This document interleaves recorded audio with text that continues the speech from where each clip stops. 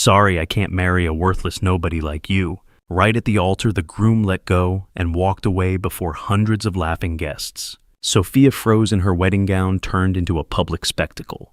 But as the whispers still echoed, the ground trembled. 100 sleek black SUVs stormed the church.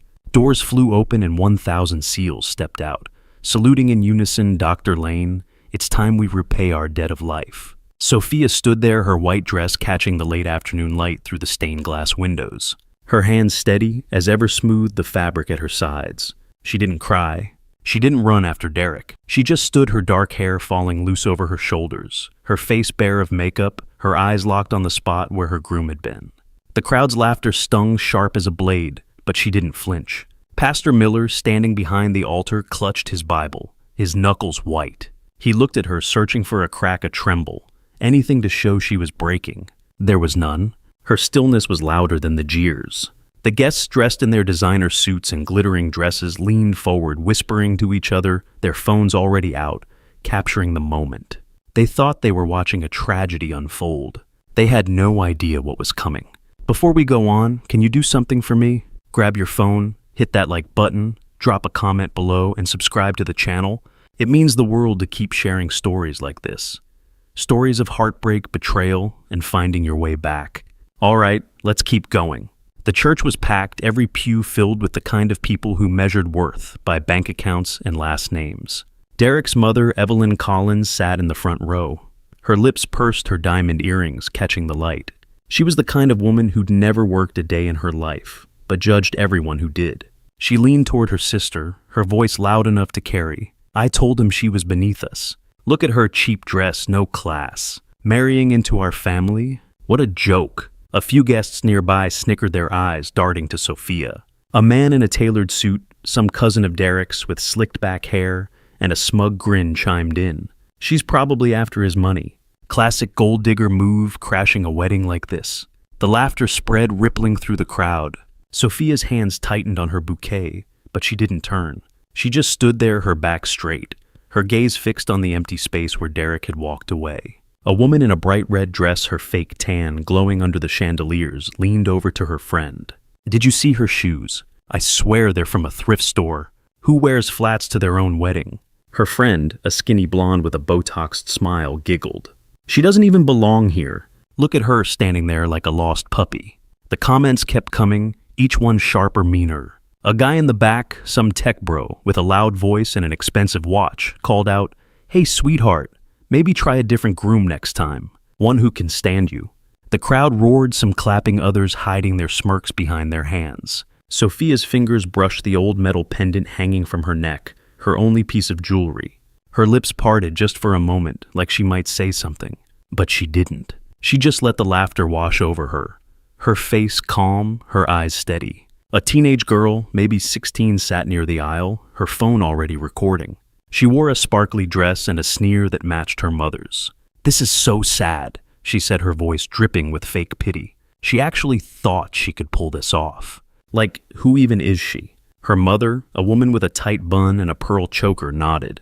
Exactly. No family, no name, no nothing. She's a nobody trying to play princess. The girl zoomed in on Sophia, giggling as she typed a caption for her video. Sophia's eyes flicked toward the girl just for a second, and the teenager froze, her phone shaking slightly. Sophia didn't speak, but her gaze was enough a quiet, unyielding weight that made the girl lower her phone and look away. The crowd didn't notice, too busy laughing, but the girl's mother shifted uncomfortably, her hand tightening on her purse.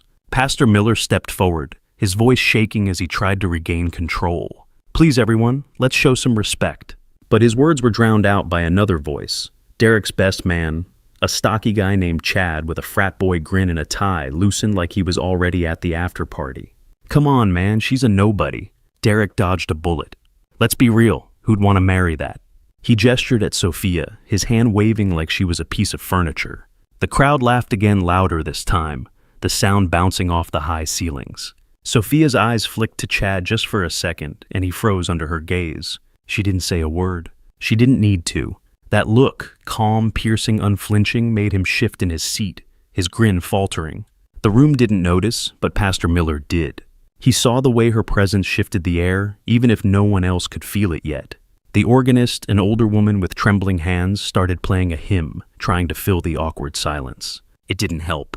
The guests were too caught up in their own cruelty, their phones raised, filming Sophia like she was a zoo exhibit.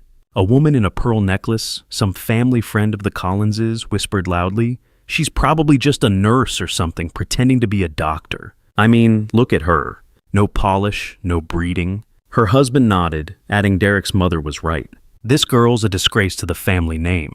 Sophia's fingers tightened on the pendant again, her thumb brushing over its worn surface. She closed her eyes for a split second, her lips moving silently like she was whispering to someone who wasn't there. Pastor Miller caught it, his brow furrowing. He stepped closer, his voice low. "Sophia, are you okay?" She opened her eyes and smiled, just a small curve of her lips. "I've been through worse," she said, her voice steady, almost too quiet for the room to hear. A man in a navy suit, some business associate of Derek's father, stood up, his voice booming with false authority. "This is a waste of everyone's time.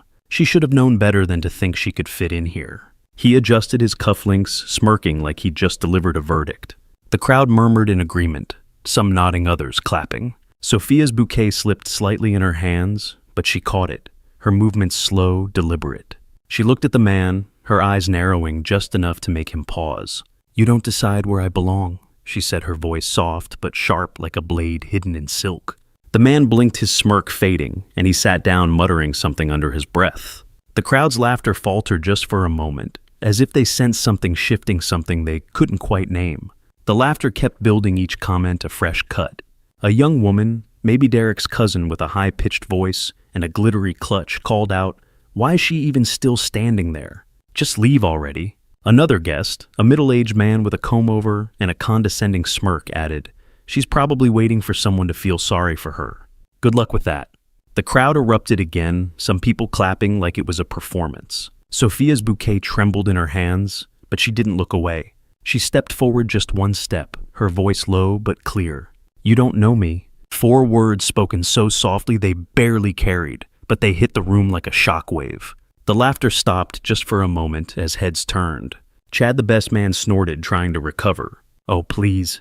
We know enough." But his voice wavered, and he looked away. In the back, a woman in a floral dress, some distant relative of the Collinses, whispered to her husband loud enough for those nearby to hear. "I bet she's got no one waiting for her outside. Probably walked here alone." Her husband chuckled, adding, "Yeah, no car, no driver, no nothing. Just look at her." Sophia's hand paused on her bouquet, her fingers brushing the petals. She tilted her head slightly, her eyes finding the couple. "I don't need a driver to know my way," she said, her voice calm, but carrying a weight that made the woman flinch.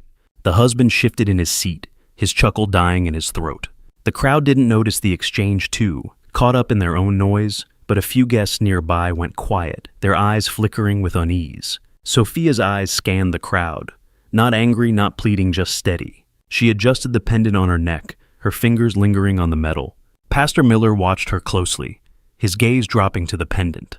He squinted like he recognized something. "That's military issue, isn't it?"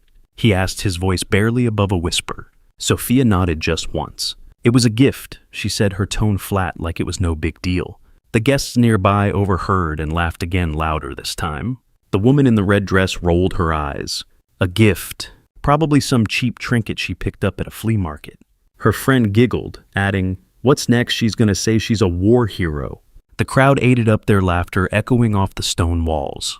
Sophia didn't respond. She just stood there, her hands folded over her bouquet, her face unreadable, but her thumb pressed harder against the pendant, and a tiny red light flickered on its edge, so faint no one noticed. Except Pastor Miller. His eyes widened, and he took a step back. Years ago, Sophia sat in the back of a dusty Humvee, her hands covered in blood stitching a soldier's leg, while bullets pinged off the metal around her. The air was thick with smoke, the ground shaking from explosions. She didn't flinch then either. A SEAL barely conscious grabbed her hand and pressed that same pendant into her palm. "You call we come?" He'd said, his voice rough but certain. She'd saved his life that day, and dozens more, her hands steady, even as the world burned around her. Back in the church, the memory flickered across her face just for a moment as she pressed the pendant again. The red light blinked twice, then went dark. She let out a slow breath, her shoulders relaxing slightly, like she'd made a decision she couldn't take back. The guests didn't see it. They were too busy mocking her. Derek's mother stood up, her voice dripping with venom.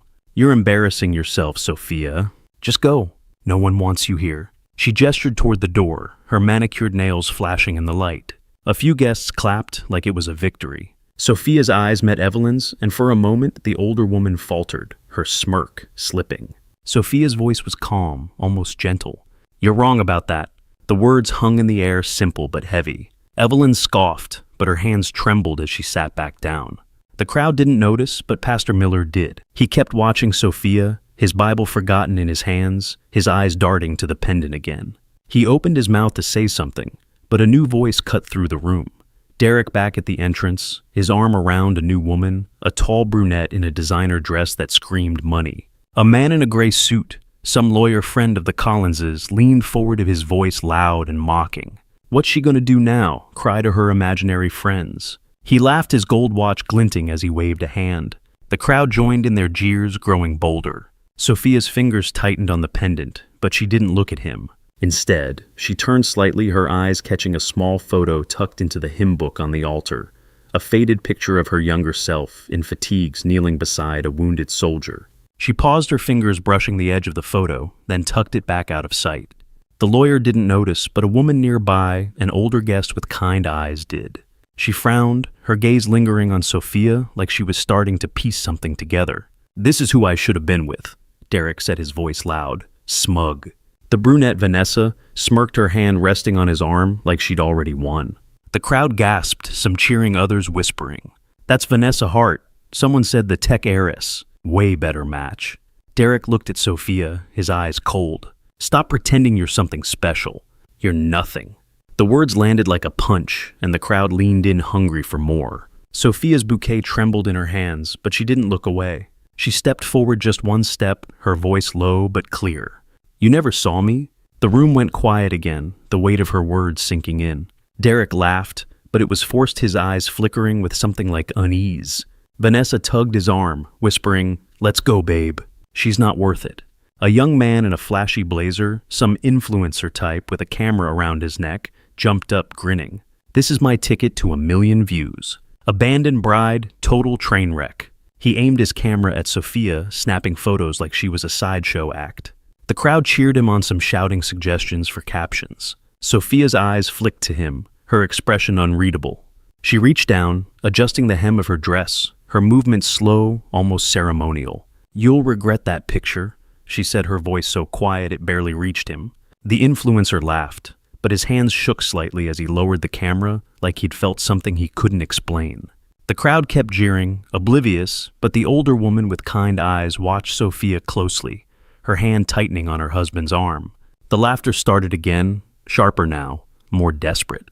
Chad, the best man, stood up, his phone raised. "This is gold. Abandoned bride, total meltdown. This'll go viral by tonight." He zoomed in on Sophia, grinning like he had just won the lottery. Other guests followed, their phones out, filming her every move.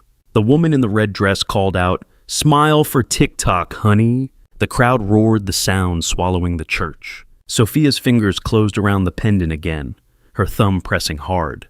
The red light blinked once more, steady now, like a heartbeat. Pastor Miller stepped closer, his voice urgent. "Sophia, what's that signal?" She looked at him, her eyes calm but fierce.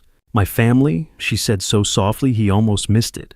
The guest nearby laughed, thinking she was joking. "Family? What, like the mafia?" Chad said, his voice dripping with sarcasm. The crowd howled, but Sophia didn't flinch. She just waited. A woman in a silk shawl, some socialite with a fake smile, stood up, her voice syrupy but cruel. "Sweetie, you're making this so much worse for yourself. Just walk away before you humiliate yourself more." She tilted her head like she was offering advice to a child. The crowd murmured in agreement, some nodding, others smirking. Sophia's hand paused on her pendant, her fingers still. She looked at the woman, her eyes steady, and said, "Humiliation is what you choose to see." The words were soft, but they carried, and the socialite's smile froze her hands clutching her shawl. The crowd's laughter faltered, and a few guests exchanged glances like they were starting to wonder if they'd misjudged her. Outside, the air changed. A low rumble started, faint at first, like distant thunder. The guests didn't notice, too caught up in their own cruelty. But Sophia's lips curved just slightly, like she had heard it before. The rumble grew louder, closer, shaking the pews. The stained glass windows rattled, beams of light dancing across the floor. The crowd froze, their laughter dying. "What the hell is that?" The tech bro shouted, his phone dropping to his side. Evelyn clutched her purse, her face pale. "Sophia, what did you do?" she hissed, her voice trembling. Sophia didn't answer. She just stood there, her bouquet resting against her dress, her eyes fixed on the church doors. The rumble became a roar, like a storm breaking loose. Guests screamed, some diving under pews, others running for the exits. Pastor Miller grabbed Sophia's arm, his voice shaking. "Is this military?" She nodded just once. "They're here." A young usher, barely out of his teens, stood frozen near the altar, his eyes wide. He'd been quiet the whole time, just doing his job, but now he stared at Sophia, his hands shaking. I heard about you," he stammered, his voice barely audible over the growing roar outside. "My brother was a SEAL. He said a medic saved him in Kandahar. Was that you?" Sophia's eyes softened just for a moment, and she nodded. "Tell him I'm glad he made it," she said, her voice gentle but firm. The usher's eyes filled with tears, and he stepped back, his head bowed like he was in the presence of someone holy. The crowd didn't hear the exchange, too panicked by the noise outside, but the older woman with kind eyes saw it, her hand flying to her mouth. The church doors burst open, the sound echoing like a gunshot. A column of men in black uniforms marched in, their boots hitting the floor in perfect sync. Rifles lowered, faces hard. They filled the aisle row after row, their presence swallowing the room. The commander, a broad-shouldered man with scars crisscrossing his face, stepped forward. His voice boomed, shaking the chandeliers. 1,000 SEALs reporting under the command of Dr. Sophia Lane. The hall erupted with a thunderous "oorah" that made the walls tremble. The guests froze, their phones dropping, their faces pale. Derek's jaw went slack, his arm falling away from Vanessa. Evelyn sank into her pew, her hands shaking so hard her purse hit the floor. Chad backed up, tripping over a chair, his phone clattering across the stone. Sophia stood there, her white dress glowing in the light, her eyes wet but her chin high. She didn't say a word. She didn't need to. The commander stepped closer, his voice softer now, meant only for her. "Doc, you called? We came." He saluted, sharp and precise, and the other SEALs followed, their hands snapping to their foreheads. Sophia's fingers brushed the pendant, her lips trembling just for a moment. She nodded, her voice barely audible. "Thank you." The crowd was silent now, their mockery gone, replaced by fear and confusion. Pastor Miller stared at Sophia, his Bible slipping from his hands. He whispered, You're her." She didn't answer, but her eyes said enough. The commander turned to the crowd, his gaze hard. "This woman saved over 400 of us. She stitched us up, dragged us out of hell, kept us alive when no one else could. You don't know who you're mocking." The words hit the room like a slap, and the guests shrank back, some looking away, others frozen in their seats. A SEAL in the front row, younger than the others, stepped forward, his eyes locked on Sophia. He pulled a folded piece of paper from his pocket, his hands steady despite the weight of the moment. "Doc, this is from my squad. We wrote it after you saved us." He unfolded it, his voice shaking but clear. "To the angel who carried us through the dark." He paused, his throat tight, then handed it to her. Sophia took it, her fingers brushing the creased edges, her eyes scanning the words. She didn't read it aloud, but her lips trembled and she pressed the paper to her chest. The crowd watched, silent, some shifting uncomfortably, others wiping their eyes. The older woman with kind eyes was crying now, her husband's arm around her, his own face pale. Years ago, Sophia knelt in the dirt, her hands steady as she bandaged a SEAL's chest, his blood soaking her uniform. The air was thick with dust and gunfire, but she didn't stop. She moved from one wounded man to the next, her voice calm, her hands sure. "Stay with me," she'd said over and over until the helicopters came. That day she'd saved dozens, maybe hundreds. The pendant was their promise, their vow to repay her. Back in the church, the memory flashed across her face, her eyes distant for a moment before she blinked it away. She looked at the commander, her voice steady. "I didn't want to call, but I had to." He nodded, his eyes fierce with pride. "You're our family, Doc. Always." Derek tried to speak, his voice shaky. This is a stunt, right?" "She's not." The commander cut him off, his voice like steel.